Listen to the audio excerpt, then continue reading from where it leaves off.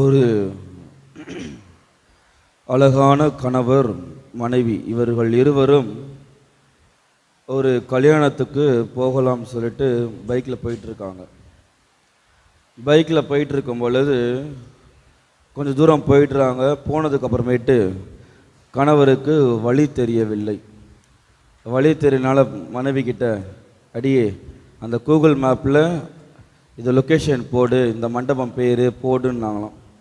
உடனே மனைவி சொன்னாங்களாம், ஏங்க நான் கல்யாணத்தன்னைக்கு அந்த கூகுள் மேப்பை அன்இன்ஸ்டால் பண்ணிட்டேன்.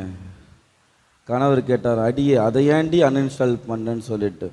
இல்லைங்க, என்ன சொல்லியிருப்பாங்க, அதான் நீங்கள் இருக்கீங்களே என் வாழ்க்கைக்கு வழிகாட்ட, அதுக்கப்புறம் எதுக்குங்க இந்த கூகுள் மேப்புன்னு சொல்லிட்டு சொன்னாங்களாம்.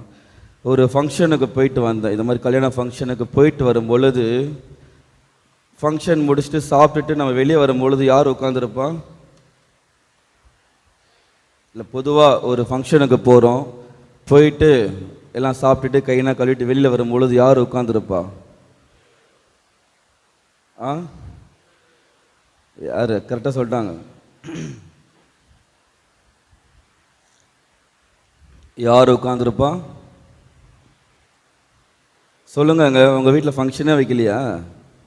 என்னமோ அவ்வளோ நல்லவங்க மாதிரி நடிக்கிறீங்க. உங்கள் வீட்டில் ஃபங்க்ஷனே நீங்கள் வைக்கலையா? சொல்லுங்க. மொய் எழுதுறவங்க இருப்பாங்களா இல்லையா? வாசல்ல ஒரு நோட்டு ஒரு பேனாவோட மொய் எழுதுறவங்க உட்காந்துருப்பாங்களா இல்லையா? உட்காந்துட்டு இருக்கும் பொழுது நானும் சரி சாப்பிட்டு முடிச்சுட்டு வந்துட்டு இருக்கும் பொழுது மொய் எழுதுறவங்க பக்கத்தில் ஒரு பாக்ஸ் வச்சுருந்தாங்க. ஒரு என்ன சொல்கிறது, ஃபோட்டோ ஃப்ரேம் மாதிரி வச்சுருந்தாங்க. அவங்க கொஞ்சம் சிஎஸ்ஐக்காரங்க, சம் ப்ரொட்டஸ்டன்ஸ் அவங்க. சரி என்னடா பைபிள் வர்ஸ் இங்கே கூட வச்சுருக்குறாங்களேன்னு சொல்லிட்டு ஆர்வமாக படிச்சுட்டு இருந்தேன். சரி என்னடா வேர்ஸ்ன்னு பார்க்கும் பொழுது எடுத்து வாசிங்க. லூக்கா எழுதிய நற்செய்தி 6வது அதிகாரம் 38வது இறை வார்த்தை. லூக்கா எழுதிய நற்செய்தி அதிகாரம் 6 இறை வார்த்தை 38. வாசிங்கம்மா. கொடுங்கள் உங்களுக்கு கொடுக்கப்படும், அப்புறம் அமுக்கி குலுக்கி சரிந்து விழும்படி நன்றாய் அளந்து உங்கள் மடியில் போடுவார்கள். அப்படின்னா என்ன அர்த்தம்?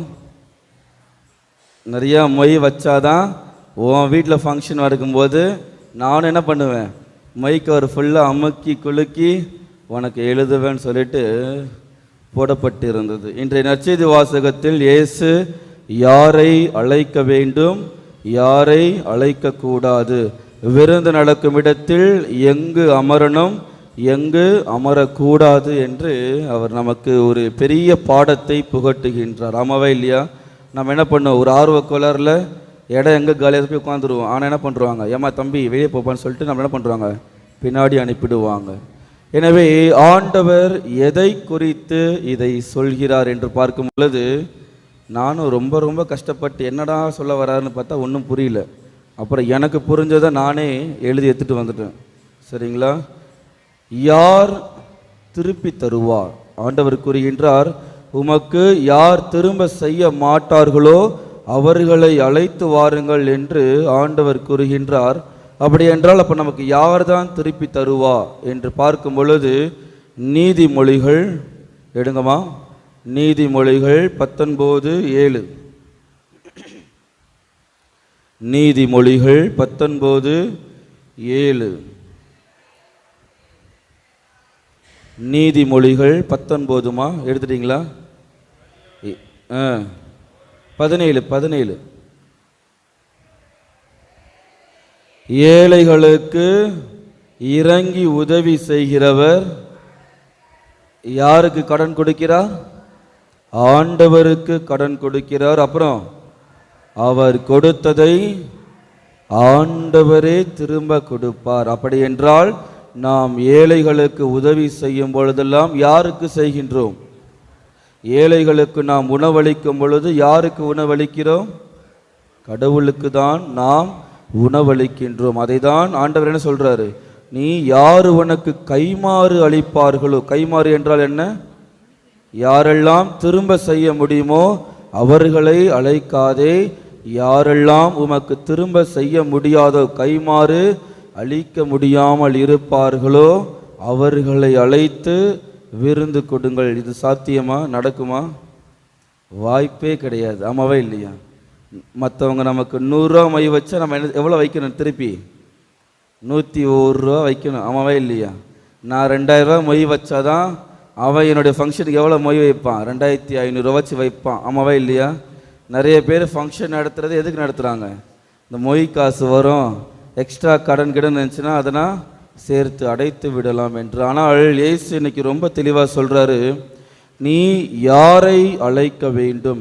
ஏனென்றால் நீ ஏழைகளை அழைத்து ஏழைகளுக்கு உணவளிக்கும் பொழுது நீ எனக்கு உணவு கொடுக்கின்றாய், அதை நீ திரும்ப பெற்றுக்கொள்வாய். எப்பொழுது?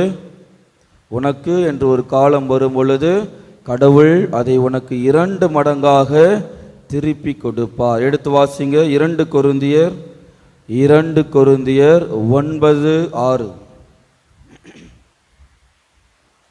2 கொரிந்தியர் 9. குறைவாக விதைப்பவர் குறைவாக அறுவடை செய்கிறார், நிறைவாக விதைப்பவர் நிறைவாக அறுவடை செய்கிறார். நீ ஏழைகளுக்கு கொஞ்சமாக கொடுத்தனா உனக்கு எவ்வளோ கிடைக்கும்? கொஞ்சமாக தான் கிடைக்கும். சரிங்களா? நான் இவ்வளோ பண்ணனே, கோயிலுக்கு ரெகுலராக போனேனே, எல்லா பூசையும் அட்டன் பண்ணனே, முதல் புதன்கிழமையான நான் தான் ஃபஸ்ட்டு கோவிலில் போய் நிற்பேன், ஒரு பிரயோஜனமும் இல்லை. ஆமாவா இல்லையா? நீ குறைவாக உதவி செய்தால் உனக்கு குறைவாக தான் கிடைக்கும். நீ எப்பொழுது மிகுதியாக விதைக்கின்றாயோ, மிகுதியாக உதவி செய்கின்றாயோ, நீ மிகுதியாக அறுவடை செய்வாய். உனக்கும் கிடைக்க வேண்டியது மிகுதியாகவே கிடைக்கும். எப்படி கிடைக்கும்? முதல்ல சொன்ன வார்த்தை, அமுக்கி குலுக்கி உன்னுடைய மடியில் போடப்படும். எனவே நான் உதவி செய்வதற்கு, அதுவும் குறிப்பாக யாரால் திரும்ப கொடுக்க முடியாதோ அவர்களுக்கு உதவி செய்ய தயாராக இருக்கிறேன். நான் சிந்தித்து பார்த்து திருப்பலியில் நாம் பக்தியோடு மன்றாடுவோம். அனைவரும் எழுந்து நின்று நமது விசுவாசத்தை அறிக்கையிடுவோம்.